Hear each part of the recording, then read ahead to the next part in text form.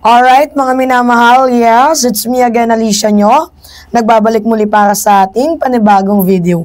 So, meron lang talaga akong gustong i-point out. Kasi, 'di ba, itong si Mike Defensor is sinuportahan natin before. So, ang tanong lang, bakit parang naging DDS? Bigla, itong si Mike Defensor at parang gusto nilang ipin down ito nga pong administrasyon ni President Bongbong Marcos.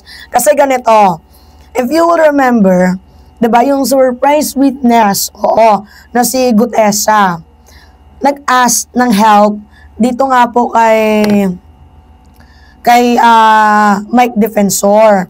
Ngayon, ang sabi nitong surprise witness na to, dalhin mo ko kay Senator Rodante Marcoleta. Na in the first place naman, 'di ba? Hindi naman siya yung chairperson ng Senate Blue Ribbon Committee. So, magtataka tayo, 'di ba, na bakit hinayaan lamang ni Mike Defensor na yung maging middleman, 'di ba? Yung maging contact ay itong si Senator Rodante Marcoleta na hindi nga siya yung chairperson ng Senate Blue Ribbon Committee.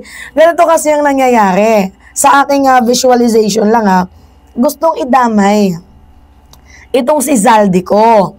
Okay, sige, itong si Zaldico, meron siyang corruption issue. Sabi na lang natin, hindi natin pwedeng i-deny yan kasi may mga records. Sabi na lang natin na hindi siya malinis. Diba?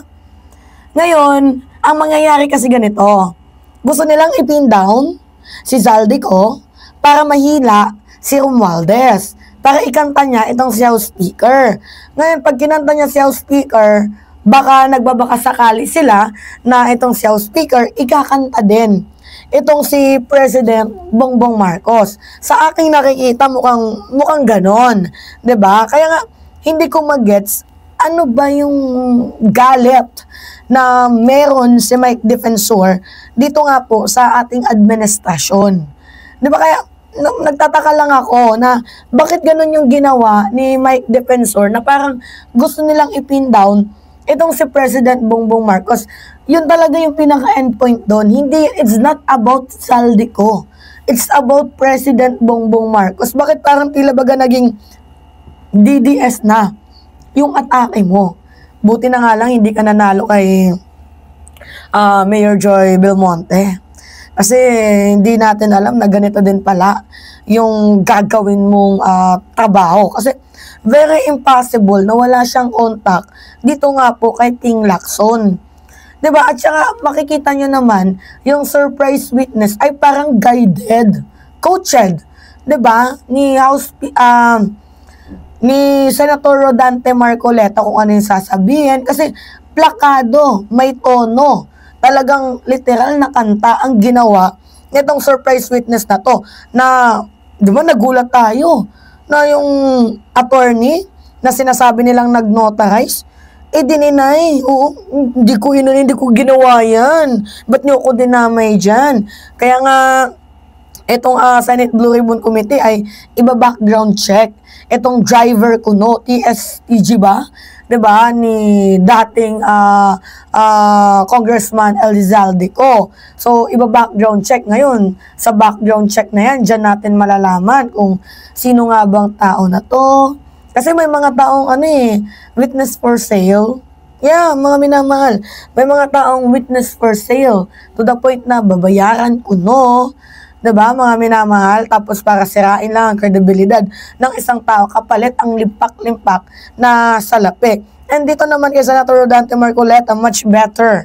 'Di ba, na ipasabina ka din. Actually, dapat sa Senate Blue Ribbon Committee, kung ako yung tatanungin, tinatanggal na lang itong si Senator Rodante Marcoleta kasi obstruction of justice na ang kanyang ginagawa. Yeah, totoo yan, obstruction of justice na ang ginagawa ni Senator Rodante Marcoleta. Hinaharangan niya ang paghahanap natin ng hustisya, mga minamahal.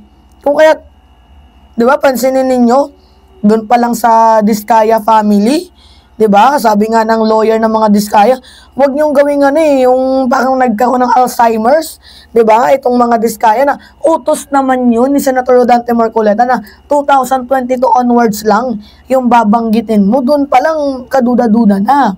Kaya okay, tama na itong si Ping Lacson yung mag-lead, 'di ba, ng committee na 'yan.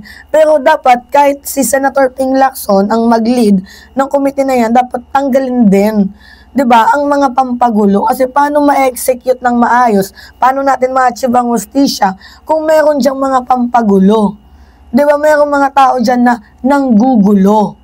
Gets ninyo, mga minamahal, may mga taong bukod sa you know what, nanggugulo sila, balak nilang anuhin yung hustisya na inaasam-asam natin. Ang iba pa nga dyan, pinapagtanggol. Itong si former President Duterte, pinagtatakpan. 'Di ba? Kapag Duterte na, shut up na, 'di ba? Pansinin ninyo. Kaya, ito lang, nagulat lang ako, kaya nagrarant ako dito kay Mike Defensor na bakit gano'n naman po, sir? 'Di ba? Akala ko ba you are against for corruption? Abay, bakit parang tila baga kumakampi ka sa mga corrupt na public official? Masakit lang isipin kasi branded ka na ganun na ayaw mo sa corruption, malinis yung track record mo, pero ikaw din ang dumudungis ng sarili mo. Wag mong idikit ang pangalan mo kay Senator Rodante Marcoleta kasi mababahiran ka talaga dyan. O ngayon, 'di ba? Na nalaman natin ang katotohanan na hindi pala notarize ang kanyang affidavit. 'Di ba? Meaning, pwedeng sabihin na nagjo-joke lang. 'Di ba? Madaming implication 'yon. Ang ending nito, pangalan mo, Sir Mike Defensor, ang masisira. Bakit masisira ang name mo, Mike Defensor? Ikaw yung naging middleman sa surprise witness. 'Di ba, na hindi natin alam kung totoo ba ang sinasabi niyan or hindi. Kasi mga minamahal, may mga yung surprise witness literal nakabuti na tinubo lang Oo. Pero ang pino-point out ko dito, sana man lang i-execute nyo ng maayos yung surprise witness ninyo na hindi masisira yung name ninyo. Ang problema, mukhang dito kayo madadali. Papatawag nga daw etong si Senator Rodante Marcoleta, isasabpi na nga din 'Di ba? Kaya naisip ko na, malapit na. Malalaman na namin din ang katotohanan. Kung kasabwat ka din ba dyan sa mga issue na yan. Diba? Yun po, mga minamahal. Anyway, pengi lang po ako ng comments, likes, and share. And also, don't forget mga minamahal to click the subscribe and always po ninyong i-hit ang notification bell para lagi kayong nagiging update sa mga video na ina-upload natin. At sa mga team replay, maraming salamat mga kababayan.